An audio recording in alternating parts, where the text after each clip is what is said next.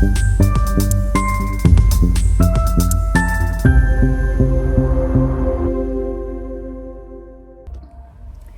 everybody, welcome to Designer Friends. I'm Tanner. I'm Erin. And we are here to be your designer friends, giving you designer advice from all of our experience, our real life actual projects, which is where we are coming at you today, live from a project. We are actually doing some major stuff over here, and we thought this is the perfect time to talk to people about how to build and then bring a mood board to life when doing a remodel or like a new construction, when you're actually choosing pretty much from the ground up, top to bottom, yep, what's going to go in. So the first thing you're going to do, there's 5 key things that we want you to keep in mind when you're first building that mood board. And the first thing, they're kind of like the 5 groupings of components that will be in there no matter what. It's just, according to you and your project, how prevalent each one will be, or how much each category will play a part is up to you and your space and your budget and all that. Yeah. They kind of create the foundation for the whole look and feel. Right, but these 5 things, will create a great foundation, and then we're going to tell you guys how to use that mood board as a jumping off point into actually making it come to life. So the first thing that you want to focus on is natural stone, or anything that is meant to resemble natural stone. Like quartz is man-made as a countertop, but it's meant to resemble natural stone, and it's on a very big surface. So countertops are a big player if you were renovating a whole house, kitchen or bathroom. Countertops, just the plane that they're on, visually you intake everything about a countertop almost first and foremost when it's in the room. Very impactful, especially if they're really bold, like black, or like a really big bold veining or something like that. Like they can make a statement. So you want to really pay attention to those. So many things a countertop can tell us, or a natural stone, like for a bathroom, if you're not even changing, too much about it, or if you don't know, but you want some great stone or marble element somewhere, or marble looking element. Like this is what I said, like it could be porcelain or ceramic tile, but if it's meant to look or resemble natural stone, that will tell you a lot about your movement, about your mood, about the style, about how geometric or angular you need to be with your other things in the room. Like if you plan on doing a trim detail or whatever, your natural stone, which is the thing other than wood that's meant to look the most, crafted by nature, organic, that is where you should start, because number one, your options are going to be a lot smaller when you're talking about countertop options versus table option or paint color options. You're going to be a lot bit more limited in your natural stone. But again, that's going to be a great basis off of what you're drawn to. Like we said, is it more of a watery movement? Is it more of a stagnant pattern? Like what does that, is it plain? Is it solid, or is it very detailed? Is it bold, like she was saying, with streaks, and then on that note, because of the pattern, how do we need to build off of that? So natural stone is a great place to start. And when you are building a mood board, be sure to go ahead and think about the natural stone that you're drawn to. It doesn't mean that you have to end up with that actual stone, but see, like we're talking about, the veining or no veining that you're drawn to. If you're drawn to more shadowy or milky-esque patterns or granites or stones. Tans, some have like a lot of flecks in them, and some of them just have veining, some of them are plain. So, and they all kind of feed into the whole look and feel of what you're going for. What time frame you kind of gravitate toward. Are you really modern? Are you super traditional? Stuff like that. So. And then even, do you want it polished or honed or leathered, or there's different ways that even once you find that that your sheen, you can play around with really to make it more fitted for your space. But again, that's the greatest place for us to start. And color. It'll kind of dictate the color palette, color family that you want to be in the whole space. Or cool, or grays, or beige, or both. What needs to be happening again? That's a great place to start. So make sure that you are focusing on your natural stone elements in there. And then the next thing that's probably most important is wood tones. Wood is the most natural thing in the house because it's what a house is made of. There's a lot of it. But in saying that, your wood tones don't have to be the same throughout. Your floor could be different than your wood cabinetry, or your doors. Your door frames could be different. Right. We've definitely done deeper stains on doors, on front doors than we have on the floors, and lighter stains on floors than we have on cabinetry. But again, even with having a range of wood tones, which is actually what we would suggest, because then you don't lock yourself into a certain wood tone. So a range of wood tones even feels more natural. Because trees aren't the same color out in nature, so so give it a little variety. That's right. Variety in that is good, but you still want to be intentional about the family of the stain. Like, you don't want to have an orangey honey one with too much of a rich chocolatey one, or they're going to make each other look too brown, too orange. You know what I mean? Instead, or one that's too ashy with one that's too golden. Like, you have to get a good family of wood tones. So be intentional about that, so that when you do get to color floor decisions and cabinetry decisions, or whatever that may be, even furniture decisions down the road, tables, beds, dressers, things like that, that you may want to consider when you are picking your cabinetry and light fixtures and things like that. Just be mindful of the color family that you want to be in your wood stones. So they don't have to match, but they need to coordinate. That's right. So you got natural stones, you got wood tones, and then the next thing that we would say is metal surfaces. Metal finishes, because you're going to have hardware on any cabinetry, which changes. That will change everything, just the hardware on a door or on a cabinet. So these are small details, small in stature details. They're little things, but they make a big impact. That's right. And then you think about your faucets and your actual functional metals, and your lighting, your jewelry metals, your more statement pieces. So all of the metals, again, just like woods, we usually recommend have a grouping of metals. Mixed metals are a thing so much that there's actually products that are mixed metal. They have light fixtures have like gold and silver, black and gold. Your appliances in your kitchen are often metal as well. Do you want those to be stainless? They could be black stainless. They could be white. They could be black. Like, there's a lot of different options. And a lot of refrigerator, like kitchen suites now, they have like gold on them. Accents. And they have like gold accents with the on silver. The stainless. And then, or they have stoves that are gorgeous. That have like the gold cafe collection. Check it out. And they have the gold knobs and stuff, and it really just, like, the mixture of everything kind of elevates the whole feel. Right. And like, to your point, you're already gonna have stainless steel probably in the appliances somewhere in the kitchen. So even when you add in a matte black or a gold, you're gonna mix those metals, and that's gonna be great.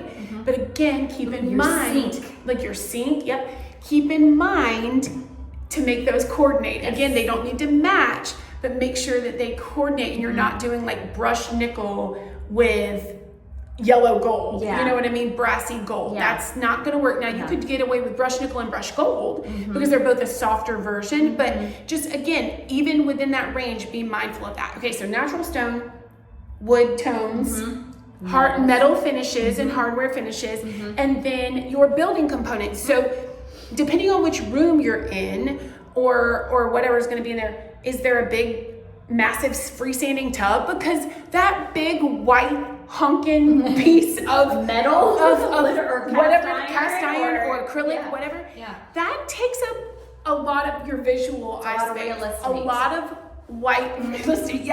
So keep that in mind. If the space, or like if you're getting a white apron front sink, know that especially if you have darker cabinets or wood cabinets or whatever, it's going to stand out. That's going to stand out as like a big white piece, right? So just know that if you have building components, even toilets, like some people don't think about when they're, we were just talking about this, a powder bath is a great place to bring in a fun wallpaper or a trim work detail or something. It's small, it's an easy way to go fun. People appreciate it. You don't have to spend a lot of time in there, so you don't get tired of it. But people sometimes, it's not overwhelming. It's small. But people sometimes forget to consider that there's usually like a pedestal white sink or a big white toilet against this wallpaper. And in a powder bath, those are really your only two components. They're only two things. So even though they're not large, again, they do take up, just remember that there are building things that will be there that you can't change. If it already has white vinyl windows, take that into consideration, because you're not changing that. And again, that's going to be in your color palette. Whether you want it or not, it's going to be in your overall thing. You don't paint vinyl windows. Don't paint. Don't paint your vinyl windows. Don't do that. So then the last thing is your color palette. Go ahead, and when you look at your wood tones and your natural stones that you're gravitated, you know, more towards, and your metal finishes and everything, what do you need? Color can be tweaked to you. It can be exactly what you need it to be. It can match your personality. It can enhance something that needs to be enhanced. Like, oh, we need to draw more attention here, or we need to take away attention here. Let's, we needed that to fade in. You know? You don't want so much contrast against something that you're like, oh, I'm not sold on that. Let's find something that kind of like makes it blend into the background, and it's not just going to pop out at you when you walk in a room. And it's going to set the tone. And with colors, like, it's great because you can set a mood for a room by making it a little darker, a little moodier on the walls and stuff. So we always say, save the colors for last, because there's no shortage on color. There's no like availability on painting, tinting your paint. No. You know, so color can be, you can even get 75% of a color because you don't want as much color as the color is given off. You know what I mean? So color, you didn't know that. If you didn't know that. Color can be so perfectly customized to you that you need to wait till the very end to see what you need color to do for you. But then that color will absolutely round everything out. So again, when you step back, if you see that you're using a lot of deep hardware, do you need a small usage of a deep color to balance that out? Or if you have a dark countertop in a bathroom and it's like 6 feet of, do you need to balance that out with a lot of lightness somewhere? And use those colors in proportion to how they would be. Like, don't be thinking like, oh, my trim's white, so I have this big blob of white, you know, and then I have this little color of green, but really your whole vanity is green. You need to consider that that's a bigger presence, at least, you know, in scale wise, with, you know, try and be proportionate with the colors when you're thinking about them. So natural stones, start there.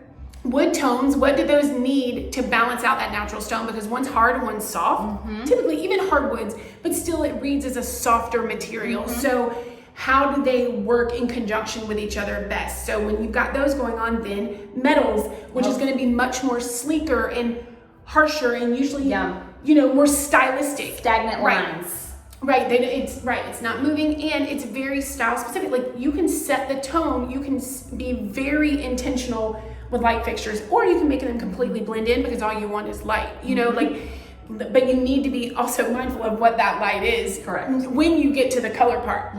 So then, building components, be mindful of that, and then build your color palette accordingly. At least have 4 or 5 colors: trim color, main wall color, maybe an accent color, and then a color that either marries those or kind of brings in a balance of something somewhere. And again, this doesn't mean that you're going to paint your walls with that all the same color, or use all these colors. But down the road, when you go to pick out your bedding, and you from the beginning already had your color palette in mind, it helps you make those decisions that otherwise could potentially hold you up when you're picking like the headboard that needs to be custom made for you. 8 weeks ahead of time. And with color, like if you are like, oh, I really love this like deep blue, just as an example, I'm going to use that for a chair in the corner. I'm going to do an accent wall in the bathroom, or I'm going to do a vanity that's a dark, deep blue, and you have it like kind of just peppered in throughout the whole house. It just creates a cohesiveness for the whole house. And again, so once you've built that mood board, how to then make that come to life is you are then in each area that you go to. Now that you've got your 5 components, in each area, what is it lacking? You know, like, okay, I've built my kitchen out, but I feel like I'm missing a wood component. Can I add that trim to the bottom of my hood? Or I feel like in here it's super light compared to how moody I went in the lounge right off of it. Well, then do we need to get a wet bar with a darker backsplash or something like some that? Dark hardware. Darker sink. Even your kitchen sink makes a big difference. So you know, use that mood board as a guideline, even though you may not have something that represents every room. the feeling. It's a mood board. It's something that represents how you want it to like make you feel when you walk in and when you leave, or when other people walk in and when they leave. So what does each room lack in comparison to the mood board? You know, so use that mood board like very intentionally and thoughtfully, like when you're picking things like that are directly related, like stains and wall color. But also don't be afraid to just use that mood board as a jumping off point for, you know, something kind of a guideline. A guideline, right? Like you, and then I'm going to expand on that and go with something else. So, and you can have an overall mood board as like, you know what, this is kind of the feel and look that I want for the whole house. And then you can have individual mood boards for like the kitchen and bathroom and stuff like that. So that way you can, you know, lay them out or see them on a screen, however you want to look at them. If you're old school and you like paper like me, then you might want to print them. But, you know, you can put them next to each other and be like, okay, well, this doesn't coordinate with this. That may be helpful when, especially if you're designing multiple places. Like, this is a renovation. There's nothing in the house. Right. So, but if you're just doing one room, you know, maybe create a mood board for what your house feels like and then compare it to what you're putting in that room. Like if you're remodeling your master bathroom or the kitchen or something like that. And just make sure that it's got a cohesive feel with the rest of the house. That's a great point. To like, once you've started with that overall mood board, then you can break it down because like we said, like the powder bath, I want this one to be a little more fun. So that one may have a splash of color or a funner light fixture, you know, but then you may go into the study and it's like, that needs to have a more serious professional mode. So that's going to have a different vibe, even though when you like lay them out, I print everything out. So we're totally old school, but we have three file folders for this house. But when you lay it all out and when you're looking at it all together, does it feel cohesive? Does everything have the same component vibe of that original mood board? But how do certain, you know, like, does the bedroom need to feel more romantic? Does the bathroom need to feel more spa-like? Does, you know, in comparison, you know, that was a great point. So once you built your mood board and you start to bring it to life, if you have any questions, reach out to us. But that's probably the most exciting part, is just watching it come to life. But know that in the middle of that, the reason that you have your mood board is, like she said, guidelines. It is never a cut and dry. We made the decisions. These are everything. Look, I picked it. Now, 4 months down the road, of course, this tile is going to be available in the same price. Not discontinued.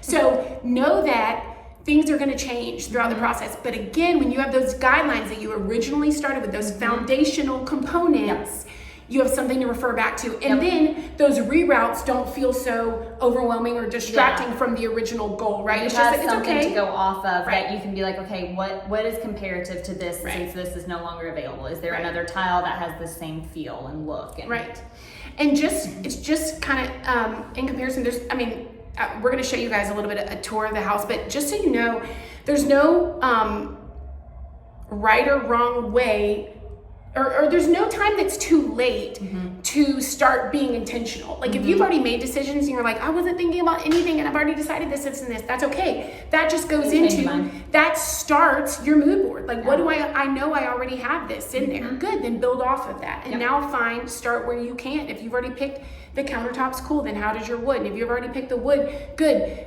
Metallic finishes, if you've already picked those, how do you know, and color can change a lot and styling can change a lot. So there's no, point at where it's too late to start implementing a mood board into your project. So we hope that you guys have enjoyed this video. We hope that it helps. Like I said, if you ever need anything, reach out to us. Our stuff is in the description. Okay, and we're gonna take you guys on a quick tour. If I don't hurt myself. Okay, this is a historic home. You can kind of see where the historicness ends. And it is very, very close to our community's high school football game, which is tonight. And so you can hear all the music. So you can see that this is all historic. And then the new build will start. And we are literally right now discussing things that are structural ideas that we may change, and real life, like, let's go back to the drawing board if we need to, look at the function, the flow of each room. But the great thing is, because we have a mood board from the original start in conception, then we know that no matter what we have to do, no matter what changes we have to make, we have an end goal. Yep. And we're all in the same team. The contractor gets it, the client gets it, we get it, and we're gonna get there even if we have to reroute. So again, don't be afraid to implement this if you're already in the middle of your project. So are we. Obviously, we are. And reach out if you guys ever need us, and subscribe Yep. for more Talks with Designer Friends. Bye guys. Bye guys, have a great day.